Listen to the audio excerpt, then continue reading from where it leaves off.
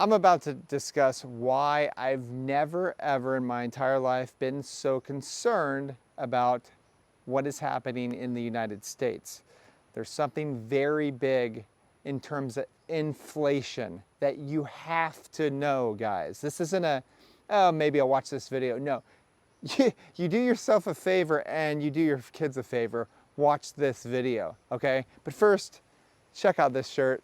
Block Lives Matter. Yes, play on words. This is just a taste of what you're going to be getting. If you like our shirts, we are going to make an official announcement soon, but this is just a taste for you guys. I told you this is going to be the best store in crypto history. Moving on. Okay, so let's talk about what is happening with the elections right now. Yes, I have to get political on this because this is really important. And keep in mind, I'm not Republican, I'm not Democrat, I'm not independent, I'm not whatever type of label you want to put me on. I'm apolitical, okay? So this is completely unbiased. I just care about you guys, and this is why I'm saying this, okay? But what I see right now is after that attempt on Trump's life, I think that has solidified his election. In my opinion, it's 99% from here on out. Okay, but with that said, here's what I see happening right now. Now, Trump has said that he was considering, this isn't 100% right now, but he was considering Jamie Dimon as Treasury Secretary, okay? And that concerned me as well because I think they got a $12 billion bailout. Jamie Dimon is the CEO of JP Morgan, which is a horrific bank, guys, horrific. And he leads that, okay? He's part of the reason for the 2007-2008 credit crisis.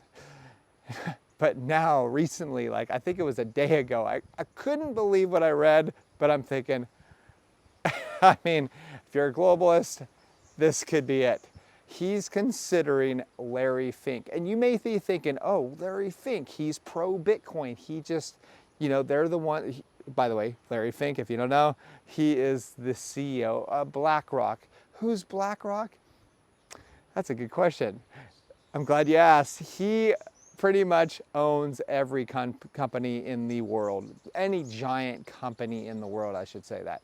And people are like, well, Vanguard does too. Well, consider this. You know how when people get married and they're like, yes, now the two will become one. Yeah, that's the same thing here. You have BlackRock and Vanguard, and BlackRock and Vanguard owns BlackRock, and so forth. Okay, it's the same frickin' entity essentially. Yes, they have two different CEOs. Doesn't matter.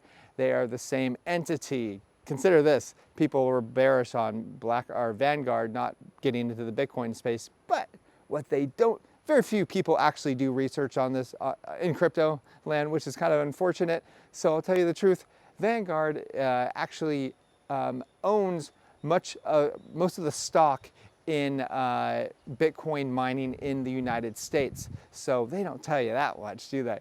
So, okay, here's why I'm worried. What is the Treasury Secretary? The Treasury Secretary, this is investing 101, okay? This is as basic level as I can tell you. The U.S. Department of Treasury, this is a cabinet level agency of the federal government. It is responsible for crucial functions that help keep the government running, including paying all U.S. bills. They've been doing a great job with that, $35 trillion in debt, collecting taxes, and managing federal finances.